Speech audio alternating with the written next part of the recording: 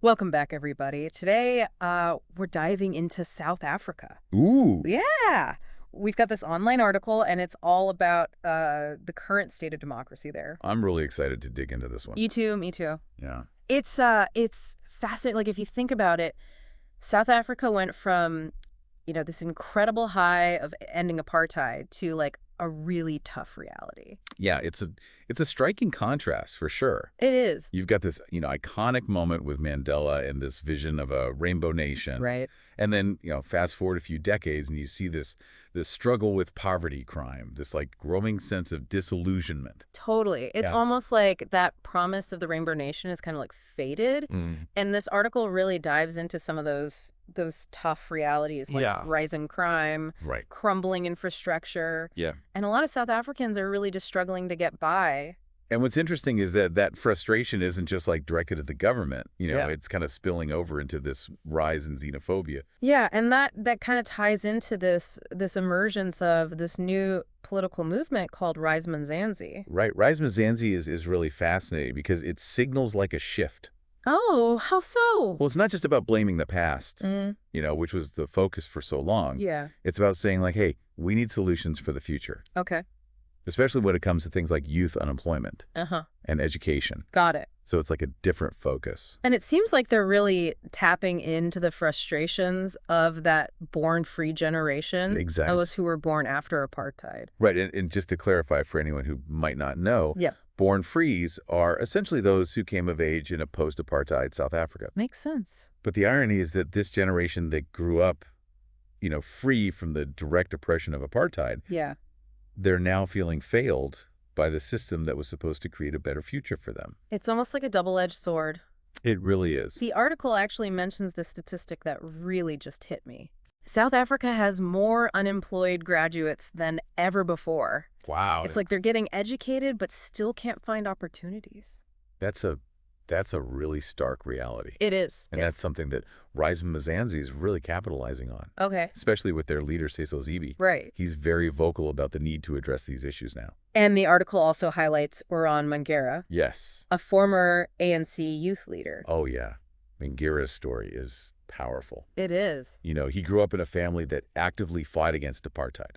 Wow. So he literally saw the struggle firsthand. That's intense. It is, and now he feels like the ANC, the very party that fought for liberation, Yeah. isn't delivering on its promises. Oh, wow. I mean, you can just feel the weight of those unfulfilled expectations. Absolutely. He even talks about how this socioeconomic gap has widened Right. and that communities are left with inadequate resources and just the sense that the dream of equality is slipping away. You can see how that sets the stage for the rise of movements like Rise Mzansi. Right. They're offering an alternative, a Yeah. voice for those who feel like the current system just isn't working for them.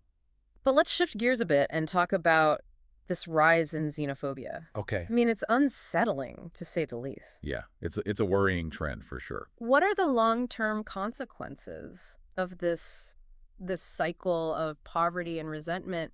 Could it, like, permanently damage the fabric of South Africa's democracy? Those are crucial questions, and the article doesn't shy away from the harsh realities. Okay. It points specifically to groups like Operation Doodle. Right. They're openly targeting immigrants. And especially those trying to run small businesses. Exactly. They claim that they're protecting South African rights, Right. but often resort to harassment and fear-mongering. And it's not just these fringe groups. Right. The article even mentions how some politicians and residents are using immigrants as scapegoats. Yeah, they use this example of this tragic fire in Johannesburg's Marshalltown district. Oh, right. That was awful. 77 people died. It was a dilapidated building, and instead of focusing on the city's crumbling infrastructure, which was a major factor, Of course. there were attempts to blame immigrants for the tragedy. But blaming immigrants doesn't really solve the problem.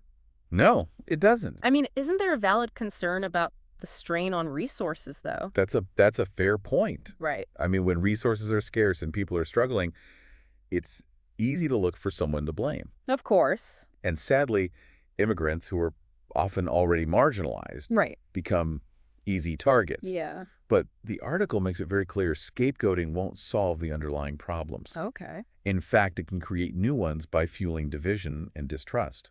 And the article even points to this specific incident in Haiti, Oh, yeah. where members of Operation Doodle falsely accused Pakistani immigrants of causing the deaths of 2 children? That incident is just a chilling example Yeah, of how quickly misinformation and prejudice can take hold. right. There was absolutely no evidence to support their claims. Wow. But those accusations spread. Fueled by fear. Yeah, fear and desperation. Yeah. And it really highlights the real danger of xenophobia and the need to challenge these harmful narratives. It's like this dangerous game of us versus them, and it's distracting from the real issues at hand. Exactly. Poverty, inequality, lack of Yeah. opportunity. The core issues, Yeah. the ones that really need to be addressed. Absolutely. And that's what we need to be focusing on. For sure. Finding solutions, not scapegoats. Absolutely. Yeah, it's a distraction, a dangerous one. For sure. And the article makes this point that it's not just about politics.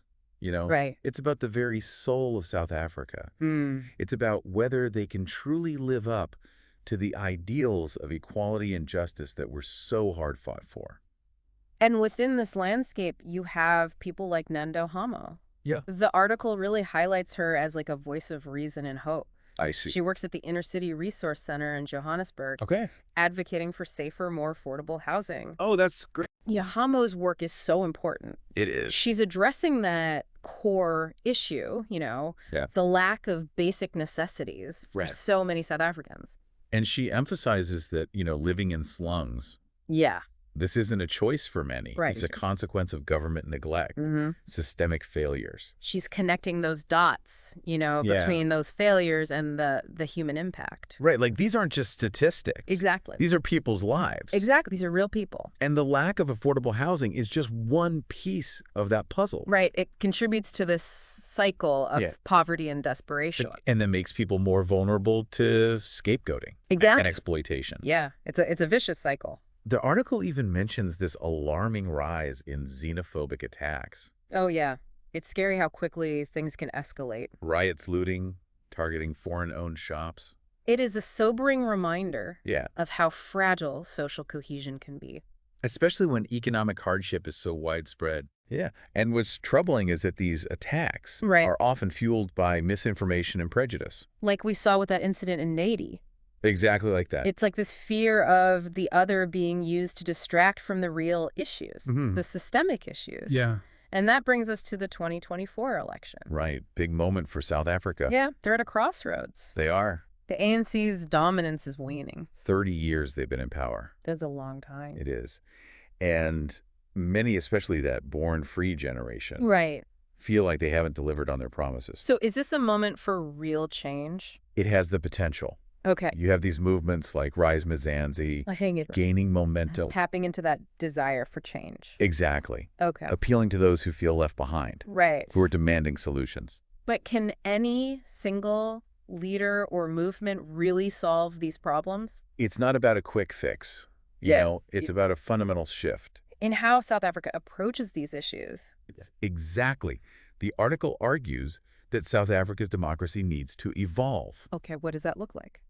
It's not enough to just have the system in place. Right. It needs to be responsive. To the needs of the people. Yes. Address those systemic inequalities. So responsiveness is key. It is. It's about making sure that democracy isn't just a word on paper, Right. but a lived reality. For all South Africans. Exactly. Bridging those divides. Yeah, not just between different racial groups, Right. but also the haves and the have-nots. Absolutely. Creating a society Yeah. where everyone feels like they have a stake in the future, Right. a chance to thrive. The article really drives home the point that a truly democratic South Africa requires unity. Yes. Politically, socially, economically. And that unity can't be forced. It has to be built on trust.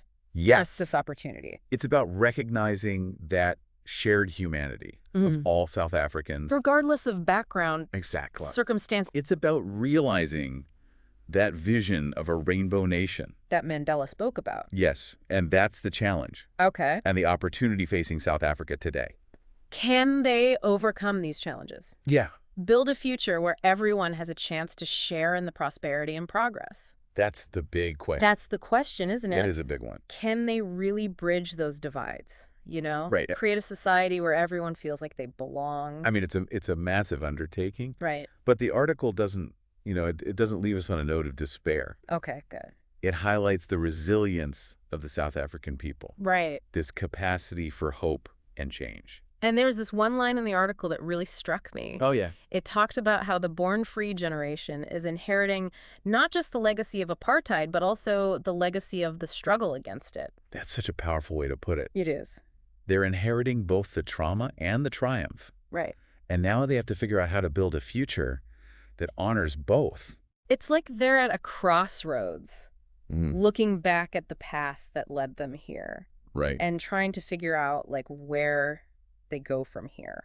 And, that's where this deep dive becomes relevant for all of us listening. Okay. Because South Africa's journey is a reminder that this struggle for equality and justice, It's universal. it's not unique to them. Right. Not at all. Makes you think about, the role we all play in shaping a more just and equitable world. Absolutely. And the lessons we can draw from South Africa's experience. Yeah.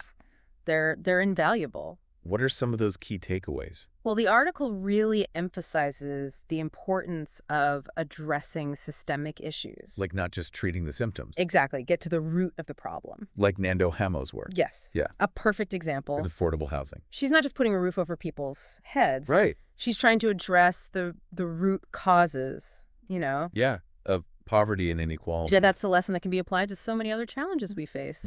Whether it's, racial injustice or economic inequality or even climate change. We have to think big picture. We do. We have to think systemically. And the article also highlights the dangers of scapegoating and division. Right. We see that playing out in South Africa. With xenophobia. Yeah. But it's something we need to be vigilant about everywhere. Oh, for sure. I mean, when we allow fear and prejudice to dictate our actions, yeah.